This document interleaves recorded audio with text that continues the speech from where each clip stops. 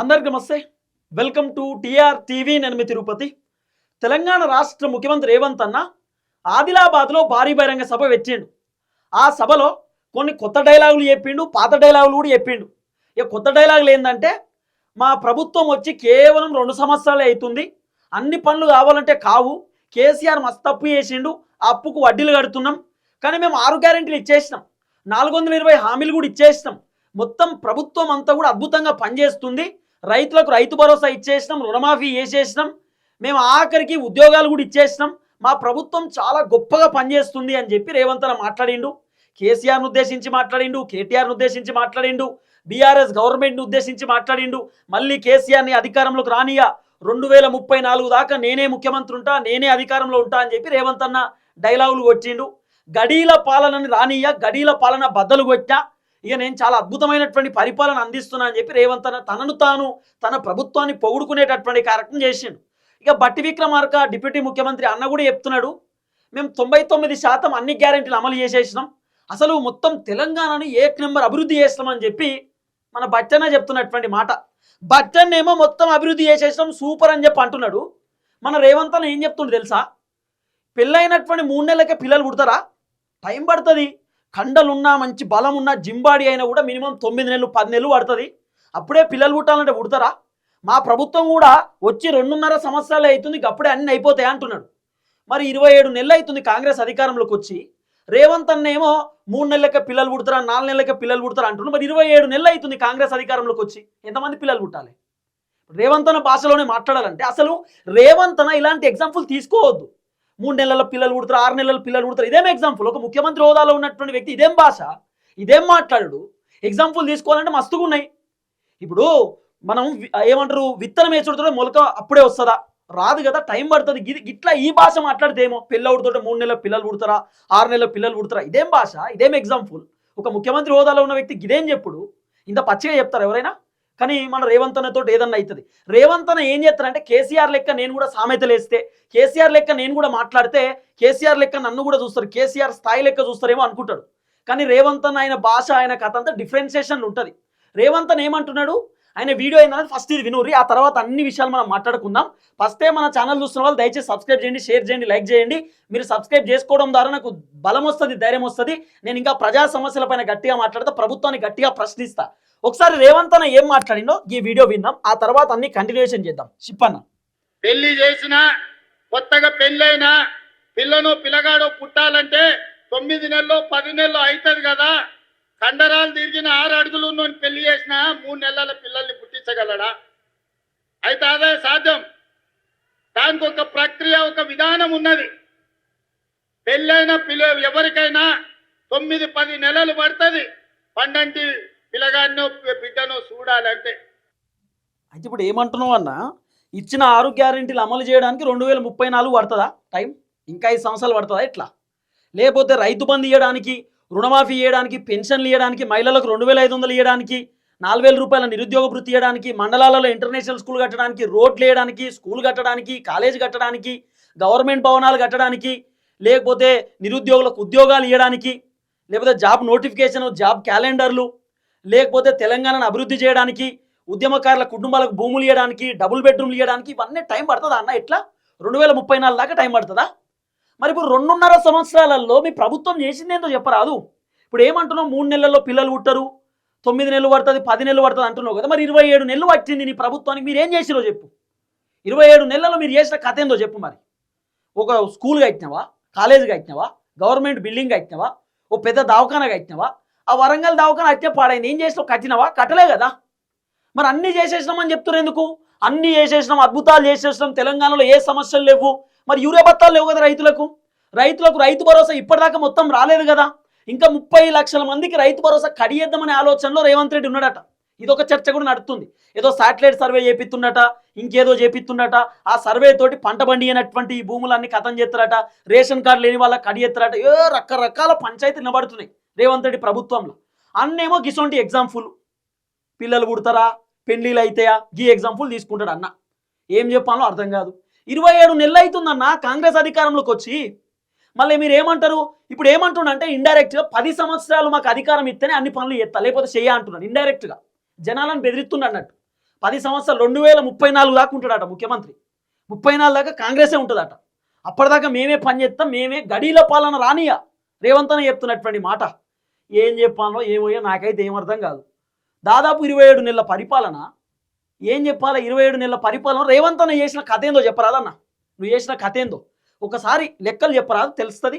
మహిళలకు 2500 రూపాయలు ఏమైందో చెప్పు. సైకిళ్ళు ఏమైంది, కళ్యాణ లక్ష్మి ఏమైంది, స్కూటీలు ఏమైనాయి, బతుకమ్మ చీరలు ఏమైనాయి, రైతులకు నువ్వు ఇస్తా అని చెప్పినటువంటి 12,000 రూపాయలు కౌలు రైతులకు పైసలు ఏమైంది, రైతు కూలీలకు పైసలు ఏమైంది, 12,000 రూపాయలు రైతు భరోసా ఇటుపోయింది. ఇట్లా మాట్లాడుకుంటూ పోతే చాటభారతం ఉన్నది. మీరేమో అన్ని చేసేసినామని చెప్పి డైలాగులు. ఈ డైలాగులు బంద్ చేయరన్నా, ఎన్ని రోజులు చెప్తారు? ఇంకా మేము ఇంటనే ఉన్నాం, మీరు చెప్తూనే ఉన్నారు. ఇనేటోనికి లేకున్నా చెప్పేటోనికి ఉండాలి కదా అని చెప్పి సామెత ఉంటుండే. మాకు లేదు, మీకు లేదు, మీరు చెప్తారు, మేము వింటున్నాం. ఇంకేం చెప్తామన్నా? ఇంకెన్ని రోజులు చెప్తారన్నా ఈ డైలాగులు? కానీ రేవంత్ అన్న మాకు చాలా తక్లీఫ్ అవుతుందన్న, చాలా ఇబ్బంది అవుతుంది మాకు. మీరు ఇట్నే చెప్తారు, మేము ఇట్నే వింటున్నాం. మీరు చేసింది ఏందో తెలియదు. మళ్ళీ 3,47,000 కోట్ల రూపాయలు అప్పు చేసి పెట్టింది మళ్ళీ తెలంగాణకు. మీరు అధికారంలోకి వచ్చినాక చేసింది ఏందన్నా అంటే చెప్పారు. కేసీఆర్ చేసిన అప్పులకే వడ్డీలు కడుతున్నాం, లక్షల కోట్లు వడ్డీలు కడతానే ఉర్రా ఎట్లా? ఇంకా పైగా 3 నెలల పిల్లలు పుడతారా, 6 నెలల పిల్లలు పుడతారా డైలాగులు. మీకు వద్దండం, మీ మాటలకు వద్దండం, మీ కథకు దండం అయ్యా. ఇక నెక్స్ట్ అనగొచ్చేటువంటి డైలాగులు కాదు, మన బచ్చన్న చెప్పినటువంటి ముచ్చట కూడా మీరు వినాలి. ఒకసారి వినుర్రి. గ్యారెంటీలు అన్నిటికి కూడా దాదాపు 99% ఇచ్చిన గ్యారెంటీలన్నింటినీ అమలు చేస్తున్నటువంటి ప్రజాప్రభుత్వం మన ప్రభుత్వానికి గుండెల నిండా ధైర్యంగా నేను చెప్పగలుగుతా ఉన్నా. విన్నారు కదా, బచ్చన్నేమో 99% గ్యారెంటీలన్నీ అమలు చేసేసినామని చెప్తున్నాడు. రేవంత్ ఏమో మేము ఇచ్చిన గ్యారెంటీలు అమలు చేయడానికి టైం పడుతుంది అంటున్నాడు. మరి ఎవరు మాట నమ్మాలి? మీ దాంట్లో మీకే పొంతన లేదు. బచ్చన్నేమో పూరా కంప్లీట్ హోగా 1% హే అంటుండు. రేవంత్ ఏమో థోడా టైం లగ్తా రుకో అంటున్నాడు. మరి హిందీలో మాట్లాడాలా, ఇంగ్లీష్లో మాట్లాడాలా, తెలుగా, తమిళ, కన్నడ, మాకు ఏం భాషలో మాట్లాడాలో అర్థమవుతలేదు ఇవన్నీ విన్నాక. ఒక ఆయనేమో అయిపోయినాయి అంటాడు, ఇంకొక ఆయనేమో అయిపోలే, జర టైం పడుతుంది అంటున్నాడు. ఇంత టైమో మరి?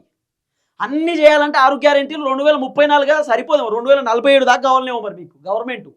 ఇవన్నీ చూస్తుంటే వీళ్ళు విజన్ పెట్టుకున్నాడు.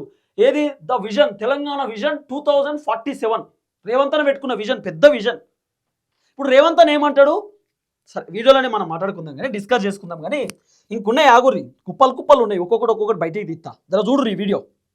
ఇవాళ బాగా ఆపితే రోడ్డు మీదనే మమ్మల్ని తిరుగుతారు. ఏమన్నా అన్నామా? ఎప్పుడన్నా ఏమన్నా అన్నామా? ఇన్ని మాటలు మాట్లాడుతున్నారు. ఏమన్నా ఎవరి మీద ఏమన్నా కేసులు పెట్టామా? ఎవరు నన్ను సతాయించినామా? అందుకే ఈనాడు కరెక్టే కదన్నా, మీరు ఎవరిని ఏమనడానికి పరిస్థితి లేదు. ఎందుకంటే రేవంత్ అన్న మీకు ఎరికే, మీ పరిపాలన చక్కగా లేదనే సంగతి మీకు తెలుసు. మీరు 6 గ్యారెంటీలు చక్కగా అమలు చేయలేదనే సంగతి మీకు తెలుసు. 420 హామీలు కూడా చక్కగా చేయలేదనే సంగతి మీకు తెలుసు. కాబట్టి జనాలు మిమ్మల్ని తిట్టినా, జనాలు మిమ్మల్ని విమర్శించినా, మాలాంటి వాళ్ళు మిమ్మల్ని ప్రశ్నించినా కూడా మీరు మమ్మల్ని ఏమనరు అన్న? ఏమనరు. ఎందుకు ఏమన్నారు అంటే మీరు ఏం చేయలేదు కదా చక్కగా. అంతా దుబారా ఖర్చు చేస్తురు తప్ప తెలంగాణ ప్రజలకు ఏం ఖర్చు పెడతలేరు. కాబట్టి మీరు ఏం అననీకి లేదు, మీకు ఆప్షనే లేదు. ఇప్పుడు మాలాంటి వాళ్ళు ప్రశ్నిస్తారు. నేను అడిగే ప్రతి ప్రశ్నకు కాంగ్రెస్ ప్రభుత్వం నుండి సమాధానం చెప్పురు చూద్దాం. ఇప్పుడు రేవంత్ అన్న ఏమన్నాడు? 67,000 ఉద్యోగాలు ఇచ్చినామని చెప్పి కేరళలో రేవంత్ అన్న చెప్పిండు. రేవంత్ అన్న ప్రభుత్వం ఇచ్చింది 17,000 ఉద్యోగాలు. కేసీఆర్ ఇచ్చినటువంటి నోటిఫికేషన్లు మిగతా అన్ని. కేసీఆర్ నోటిఫికేషన్లు ఇస్తే కేసీఆర్ ఇచ్చినటువంటి నోటిఫికేషన్లకు పరీక్షలు పెట్టి నియామక పత్రాలు ఇచ్చినటువంటి వ్యక్తి తెలంగాణ రాష్ట్ర ముఖ్యమంత్రి రేవంత్ అన్న. ఇక మేమే ఇచ్చినామని చెప్పి మళ్ళా డబ్బులు కొట్టుడు. ఇది ఎందుకన్నా? ఎందుకు? మళ్ళీ రుణమాఫీ మొత్తం చేసేసినామని చెప్తాడు. 2 లక్షల కంటే పైన ఉన్న పైసలు బ్యాంకులో కట్టుకుని టకా ముద్ర గుద్ద చేస్తా అని చెప్పిండు. ఎడబైనాయి అన్న రుణమాఫీ? తీసుకొస్తాం, ముద్ర గుద్దుతాం, మొత్తం శాంక్షన్ చేసేస్తాం, రుణమాఫీ చేసేస్తాం, సుమారు 26,000 కోట్ల రూపాయలు ఖతం చేస్తాం, 30 లక్షల మంది రైతులకు రుణాలు మాఫీ చేసేస్తాం అన్నాడు. ఏమైందన్న? ఏమైంది? ఏం కాలే కదా. సరే ఇంకున్నాయి కుప్పలు ఒక్కొక్కటి దిద్దాం కానీ అన్న. నెక్స్ట్ వీడియో ఒకసారి చెప్పండి అన్న. కొంతమంది కొన్నిసార్లు మైకు వస్తే చాలు ఏది మాట్లాడుతున్నాం, ఎందుకు మాట్లాడుతున్నాం, ఎప్పుడు మాట్లాడుతున్నాం, ఎలాంటి భాష వాడుతున్నామనే విచక్షణ కోల్పోయి ఏది పడితే అది మాట్లాడడం ద్వారా పేదలకు, దళితులకు, ఆదివాసులకు, గిరిజనులకు అన్యాయం జరుగుతుంది. ఇన్నవాడికి వాటికి వచ్చే నష్టం ఏం లేదు. విన్నారు కదా రేవంత్ అన్న చెప్తున్నటువంటి మాట ఏందట? కొంతమందికి మైక్ దొరికితే చాలు, విచక్షణ లేకుండా నోటికి ఎంత వస్తే అంత మాట్లాడుతున్నారు. రేవంత్ అని చెప్తున్నటువంటి మాట, అన్న నీకు దండం పెట్టాలి. కాంగ్రెస్ అధికారంలోకి వచ్చిన దగ్గర నుండి ఇప్పటిదాకా ఎన్ని బూతులు మాట్లాడినావన్నా, కేసీఆర్ని పట్టుకొని ఎన్ని బూతులు తిట్టినావన్నా, ఎవరిని పడితే వాళ్ళని పట్టుకొని తిట్టుడు, నీకు ఒక జర్నలిస్ట్ లేదు, ఒక యాంకర్ లేదు, ఓ యూట్యూబ్ ఛానల్ లేదు, ఏం లేదు, అసెంబ్లీలో కూడా బూతులు తిట్టుడు, ఏడ పడతాడ తిట్టేది నువ్వు, మళ్ళీ ఉల్టా వాళ్ళని వీళ్ళని అంటే ఎట్లా అన్నా చెప్పు. గదేదో నువ్వు చక్కగా ఉంటే అయిపోతుంది కదా. నువ్వు ఎవరిని తిట్టకపోతే నువ్వు మంచుకుంటే మాలాంటి వాళ్ళు కూడా మంచుకుంటారు. అరే మా రేవంతన హుందాతనంతో ఉంటాడు, మా రేవంతన గ్రేట్, మా రేవంతన లెక్క మాట్లాడాలని అనుకుంటాం. నువ్వు గట్లాంటి భాష మాట్లాడితే మాకు కూడా గట్టిగా మాట్లాడబుద్ధి అవుతుంది. అవునా కాదా? సరే, రేవంతన్ ఏమంటున్నాడు, కొంతమందికి మైక్ దొరికితే విచక్షణ కోల్పోయి ఇష్టం ఉన్నట్టు మాట్లాడుతున్నారు అంటారు కదా, అవి దేకు చెప్పన్నా. ఈ సన్నాసి రండ అలాగే ఎర్ర గాల్చి తిరల మీద వాతలు పెడతాం. మీరు ఒక్కసారి చెప్పండి. నీ ముడ్డి మీద డ్రాయర్ కూడా ఉండదు, పీకడం మొదలు పెడితే బిడ్డ నడి బజార్లో ఉరి తీయాలన్నా, 100 మీటర్ల గోతి తీసి పాతి పెట్టాలన్నా, ఒక్కనొక్కని పండబెట్టి తొక్కి పేగులు తీసి మెడలేసుకొని ఊరేగుతాం బిడ్డ. లోపల నా కొడుకులు ఛానళ్ళు ఉన్నాయి కదా అని అడ్డగోలు చేస్తే చూసుకుంటూ ఊకుంటా అంటున్నాం. పండబెట్టి తొక్కి పేగులు తీస్తే గాడిద కొడుకులు ఒక్కనొక్కని. అట్లాంటి లప్పుడు నా కొడుకులకు నేను సమాధానం చెప్పను. తన అమ్మ మొగుని ఇంట్లోనే అన్ని తెచ్చి చూపించుకోమని చెప్పు, టీవీలో వేసుకో, నాకేం అభ్యంతరం లేదు.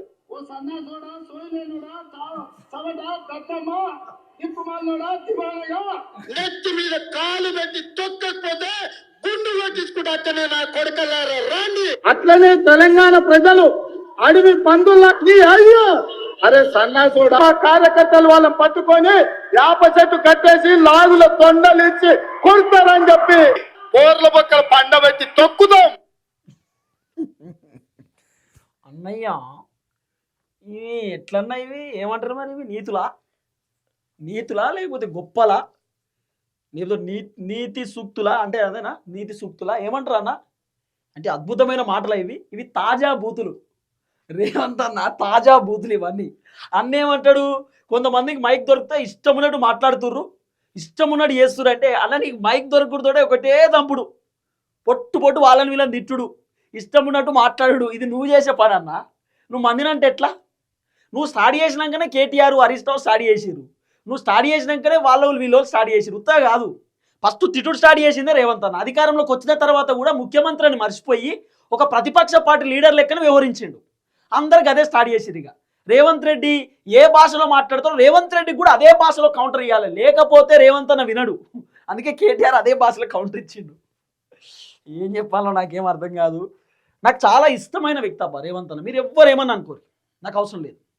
నేను మళ్ళీ చెప్తున్నా, నాకు చాలా ఇష్టమైనటువంటి వ్యక్తి తెలంగాణ రాష్ట్ర ముఖ్యమంత్రి రేవంత్ అన్న. ఎందుకంటే చాలా చిన్న స్థాయి నుండి ఎదిగినటువంటి వ్యక్తి. ఇప్పుడు నాకు కూడా మాకు ఇంటికాడ ఉండడానికి ఇల్లు లేదు, నిజంగా ఇల్లు లేదు మాకు ఇంటికాడ ఉండడానికి. హైదరాబాద్కి వస్తే రెంటు కట్టుకొని ఉండాల్సినటువంటి పరిస్థితి, ఏదన్నా రెంటే, ఎవ్రీథింగ్ రెంటే. రేవంత్ అన్న కూడా చిన్న స్థాయి నుండి ఎదుగుతూ వచ్చినటువంటి వ్యక్తి. ఆయన ఎదుగుదల అంటే నాకు చాలా ఇష్టం. వ్యక్తిగతంగా రేవంత్ అన్న అంటే నాకు వెరీ వెరీ వెరీ చాలా ఇష్టమైన పర్సన్ అన్నట్టుగా, ఇన్స్పిరేషన్ పర్సన్ కూడా. ఆయన లెక్క ఎదగాలనేటటువంటి ఆలోచన ఉంటుంది. కానీ ఈ బూతులు అంటే నాకు ఇష్టం లేదు. ఈ మాటలు, ఈ బూతులు, ఈ స్పీచ్ నాకు నచ్చదు. కానీ వ్యక్తిగతంగా చాలా మంచి వ్యక్తి రేవంత్ అన్న, దాంట్లో ఏం కాదు. కానీ రాజకీయ పరంగా చూస్తే విమర్శలు, ఘాటు విమర్శలు, ఇష్టానుసరంగా మాట్లాడడం, ఏం మాట్లాడడం అర్థం కాకుండా మాట్లాడడం, ఇది కొంత ఇబ్బంది అనిపిస్తూ ఉంటుంది అంతే. ఇక మిగతా అంతా కూడా రేవంత్ అన్న చాలా గ్రేట్, అది నేను ఖచ్చితంగా ఒప్పుకుంటా. ఇక నెక్స్ట్ మీరు పొగుడుతురు అనుకోరి, ఏమన్నా అనుకోరు. కానీ ఇక నెక్స్ట్ ఏమైనా ఉన్నాయా దంచుకొడతారా నాగురి? కొంతమంది కొన్నిసార్లు అయిపోయింది మైకు వస్తే కొన్ని మండలాలు, రెవెన్యూ డివిజన్లు, లేకపోతే జిల్లాల గురించి కేంద్ర ప్రభుత్వం మండలాల సరిహద్దులు కానీ, రెవెన్యూ డివిజన్ల సరిహద్దులు కానీ, జిల్లా సరిహద్దులు మార్చొద్దని కేంద్ర ప్రభుత్వం ఆదేశాలు ఇచ్చింది.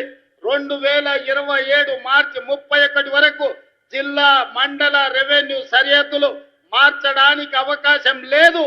ఆ తర్వాత ప్రభుత్వం ఒక జ్యుడిషియల్ కమిషన్ వేసి ఇలాంటి సమస్యలన్నిటిని కూడా ఆ కమిషన్కి ఇచ్చి బోత్ ప్రాంతం రెవెన్యూ డివిజన్ గా మార్చాలని మిత్రులు అడిగినారు కదా. ఆ కమిషన్ ద్వారా ఆ రోజు ఈ సమస్యకు పరిష్కారం చూపించే ప్రయత్నం చేద్దాం. ఓకే, జిల్లాల మార్పు గురించి, నియోజకవర్గాల గురించి మాట్లాడుతున్నాడు. నియోజకవర్గాలు దాదాపు 119 ఉన్నాయి కదా, దాన్ని నియోజకవర్గాలను తగ్గిద్దామనే ఆలోచనలో ఉన్నారట, పెంచుదామనే ఆలోచనలో ఉన్నారట.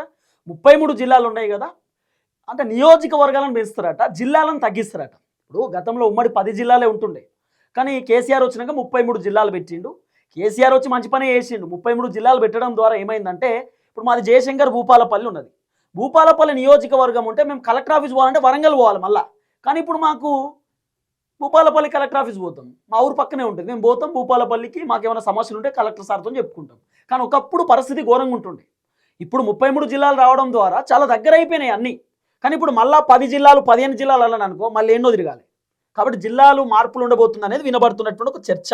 నెక్స్ట్ పెళ్లి చేసిన కొత్తగా పెళ్లి ఆగన్న అయిపోయింది. కానీ ఇవి అయితే విచిత్రం అనిపించింది నాకు. ఇప్పుడు రేవంత్ అన్న దగ్గరికి కొంతమంది విద్యార్థులు వేయరు, ఏదో ప్రైజ్ ఇచ్చారు. రేవంత్ అన్న కూడా ఏదో గిఫ్ట్ ఇచ్చినటువంటి స్పోర్ట్స్కి సంబంధించి సంథింగ్ ఇస్తే రేవంత్ అన్న తలకాయ మీద చేపెట్టి కాళ్ళ మీద పడు అంటుండో ఏమో మరి నాకు అనిపించింది. అంటే వీడియోలో కూడా అదే ఉన్నది, తల మీద ఇదేంది తల మీద తట్టి మరి కాళ్ళు మొక్కించుకుంటున్న రేవంత్ రెడ్డి ఏదో ఇక చెప్తుర్రు ప్రీ సభలో విద్యార్థులతో ఏదో అంటారు. కానీ సరే ఇన్నోరి రేవంత్ అన్నకు సంబంధించిన వీడియో ఇట్లా తల మీద చేయబెట్టుడుతోటే వాళ్ళు కాలు మొక్కిరు, దండం పెట్టి.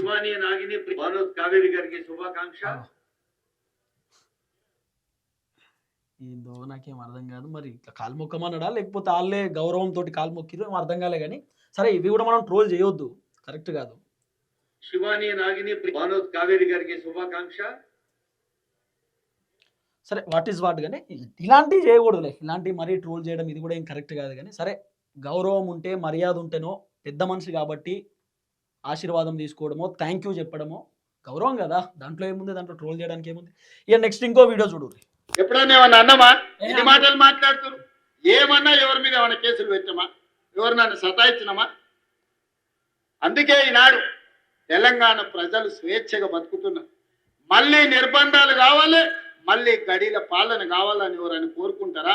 ఆనాడు గడీలను బద్దలు కొట్టిన ప్రాంతమే, నిజాం సర్కార్ గడీలను బద్దలు కొట్టిన ప్రాంతమే ఆదిలాబాద్ గడ్డ.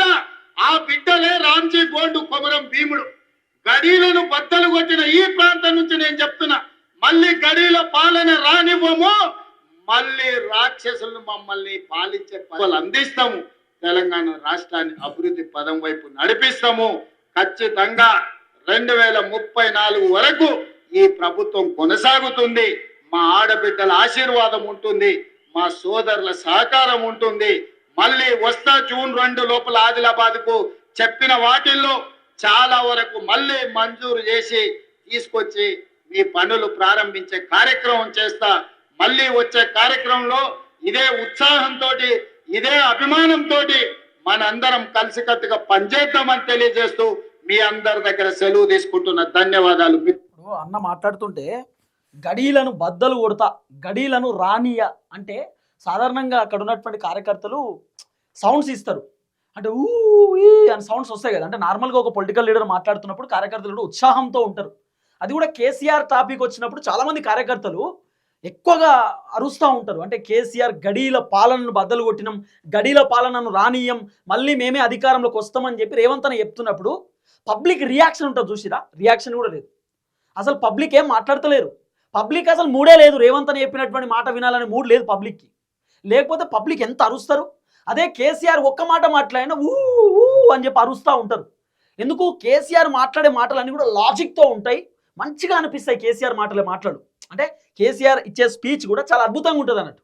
రేవంత్ అన్న కూడా కొన్ని సందర్భాలలో స్పీచ్ ఇస్తూ ఉంటే చాలామంది అరుస్తూ ఉంటారు, స్పీచ్ వినాలనుకుంటారు. కానీ రేవంత్ అన్న చెప్తుంటే ఎందుకో ఈరోజు చాలామంది పబ్లిక్ కొంచెం నీరసంగా కనబడ్డారు, పబ్లిక్ చాలా డౌన్గా కనబడ్డారు. రేవంత్ అన్న మాట్లాడుతున్న మాట ఇంట్రెస్ట్ లేదేమో అన్నట్టు కనబడ్డారు ఆదిలాబాద్. అంటే మొత్తానికి అయితే రేవంత్ రెడ్డికి జనాలు షాక్ ఇచ్చిరు అన్నట్టు. ఓ రకంగా చూస్తే రేవంత్ అన్న ఏం మాట్లాడినా కూడా పబ్లిక్ రియాక్షన్ లేదు, ఏదో వింటుర్రు. సరే వినాలి, ఏం చేస్తాం, తప్పదు, గంట సేపు కూర్చోవాలి, చెప్పన్నట్టు వింటురు తప్ప ఎక్కడ కూడా రేవంత్ రెడ్డి మాటలకు రియాక్షన్ లేదు. ఎక్కడ కూడా రేవంత్ రెడ్డి మాట్లాడిన మాటలకు ఏ మాత్రం ఉత్సాహం లేదు పబ్లిక్కి. సో ఆ విధంగా ఉన్నది ఇవాళ కథ. ఇంకో వీడియో ఏదో మర్చిపోయినట్టున్నా. ఈనాడు ఇందిరమ్మ ఇల్లు కావచ్చు, అదే విధంగా 200 యూనిట్లు ఉచిత కరెంటు కావచ్చు, రైతు రుణమాఫీ కావచ్చు, రైతు భరోసా కావచ్చు, 500 రూపాయల సిలిండర్ కావచ్చు, ఉచితంగా ఆడబిడ్డల ఆర్టీసీ బస్సుల్లో ప్రయాణం కావచ్చు. 2500 కూడా కాంగ్రెస్ కు ఓటేస్తేనే చేస్తామని అనలేదు. ఇవాళ ఈ రాష్ట్రంలో ఉన్న ప్రతి ఆడబిడ్డ 2 సంవత్సరాల 3 నెలలు దాదాపుగా 28 నెలల్లో ఎంత పచ్చి అబద్ధం చూడురి అన్న మాట్లాడింది. అన్నేమంటున్నాడు, 6 గ్యారెంటీలు అంటే మీరు ఓటేస్తేనే 6 గ్యారెంటీలు ఇస్తా, లేకపోతే ఇయ్యను అని చెప్పి నేను ఎక్కడా చెప్పలేదు కదా అని చెప్పి రేవంత్ అనే చెప్తున్నాడు. గిన్ని అబద్ధాలు ఎందుకు చెప్తున్నావు అన్న? జూబ్లీ హిల్స్ ఉప ఎన్నికల నువ్వేం చెప్పినావు? కాంగ్రెస్ పార్టీకి ఓటేయకపోతే పెన్షన్లు రావు, కాంగ్రెస్ పార్టీకి ఓటేయకపోతే రేషన్ కార్డు కట్ అవుతాయి, కాంగ్రెస్ పార్టీకి ఓటేయకపోతే పథకాలు రావు అని చెప్పి జూబ్లీ హిల్స్ ఉప ఎన్నికలలో నువ్వే చెప్పినావు. నీ వీడియోలు మస్తుకున్నాయి. నువ్వే జనాలను బెదిరిస్తావు, జనాలను బ్లాక్మెయిల్ చేస్తావు. సర్పంచ్ ఎన్నికలలో, మున్సిపల్ కార్పొరేషన్ ఎన్నికలలో ఏమని చెప్పినావు అన్న? మీరు ఒకవేళ కాంగ్రెస్ పార్టీ నుండి పోటీ చేస్తున్నటువంటి అభ్యర్థికి ఓటేయకపోతే ఇబ్బంది పడతారు, మీకు మంచి పనులు కావాలంటే, లేకపోతే మీకు ఏమన్నా రావాలంటే, మీ ఊరికి గ్రామ పంచాయతీకి ఏమైనా నిధులు రావాలంటే అధికార పార్టీ ఆయన ఉంటేనే వస్తుంది కదా, ప్రతిపక్షం వాళ్ళకి రావు కదా. ఒకవేళ మీరు మనోళ్ళని గెలిపిస్తే మనోళ్ళు వచ్చి మంత్రులతో కూర్చొని మంచిగా మాట్లాడి మీ గ్రామాలకు ఏమైనా తీసుకొస్తారు, మీ మున్సిపాలిటీలకు ఏమైనా తీసుకొస్తారు, లేకపోతే ఏం తీసుకురాలేకపోతారు, ఇబ్బంది పడతారు, గోసపడతారు అని చెప్పి రేవంత్ అని ఇండైరెక్ట్ చెప్పిండు. మనోళ్ళకే ఓటేయిర్రి, మనమే రావాలి, మనోళ్ళకే మీరు సీట్లు ఇయ్యి అని చెప్పి రేవంత్ అనే చెప్పిండు. మళ్ళీ అన్ననే డైలాగులు కొడుతున్నాడు, మేమేం చెప్పలేదు గట్లా చెప్తామా అని.